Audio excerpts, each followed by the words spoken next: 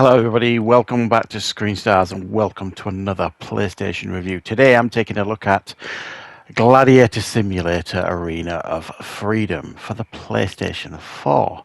Now this was released just the other day on the PlayStation Store.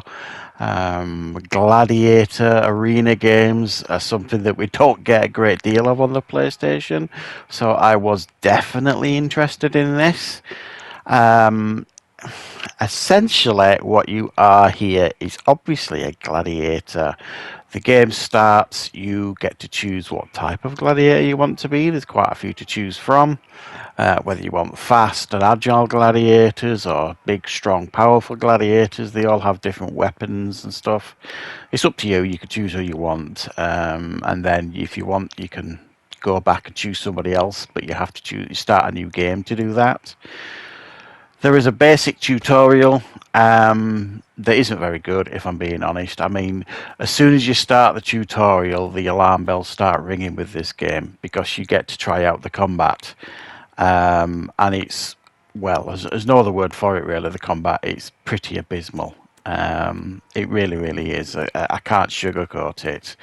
And my only hope was at this point in the game, in the tutorial, was that maybe it's the tutorial, maybe it'll get better when actually in the arena fighting people. Ever the optimist, I suppose. So you go through the tutorial as well. You can leave the tutorial if you want, which I eventually did because it was just terrible. And then you start the game. You start off. You've only got one arena to choose from, and you've got two options: whether it's a duel or if it's going to be you against two fighters. So you go in, and I chose the duel to start with. You go in, and then you start the combat, and it tries to be almost Kingdom Come Deliverance in its approach to combat. You've got like 3 different stances, and you've got like, once you lock onto your opponent, you've got like this symbol that comes up, and then if you move it up to the top, it's a high stance, medium stance, low stance, that type of thing. It doesn't indicate if you should be copying your opponent or anything like that. It just gives you these stances, and very quickly, very, very early, you learn that these stances mean absolutely really nothing. To really get to the point where you're taking these gladiators out, it's basically, for the most part, it's bashing buttons with a little bit of intelligence thrown in by backing up occasionally to, get your stamina back up, and then throwing in a couple of special moves here and there to give you an advantage. And if you follow that, I basically got to the point where the high stance, as you can see, I'm in there. I was just using that. When I needed a rest, I'd have a rest, and then when I had built up enough for one of my special moves, I'd do the special move.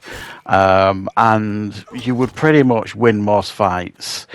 When you're going up against 2 gladiators, it's not as if they come at you both at the same time, because they don't. It's like you've beat one and then the other one comes at you, which again that's just not what would happen.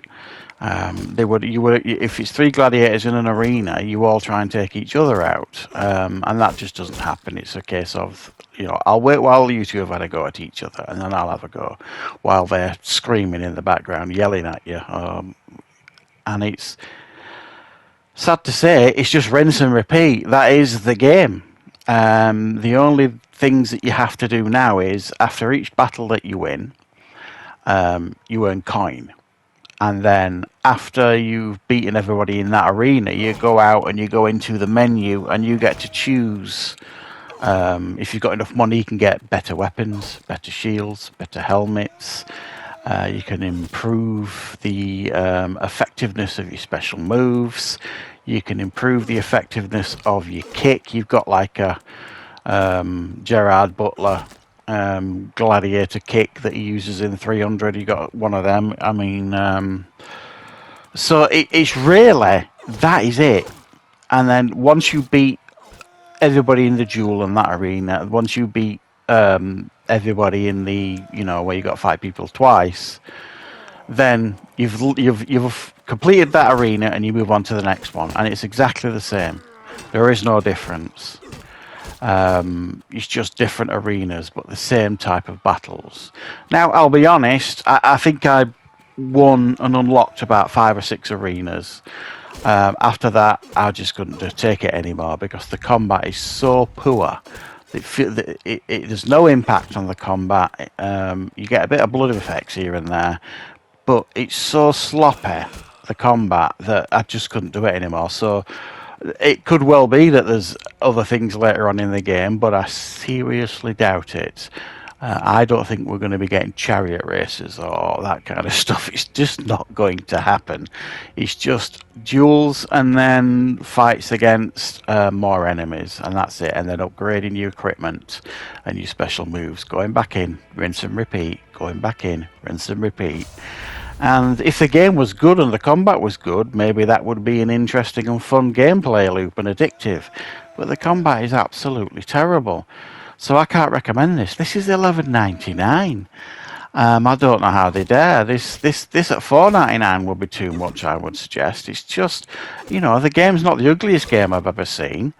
It does have potential. It's just, it needed far more modes, far more game mechanics put into it, and the combat needed massively overhauling and given a huge amount of polish because it's just not good. So therefore I can't give the game any more than a 4 out of 10. It's not worth the money, it's not interesting to play, and it's a game that's very, very hard for me to recommend. So I hope you enjoyed checking out this review, guys. Thanks for watching, and I'll see you on the next one.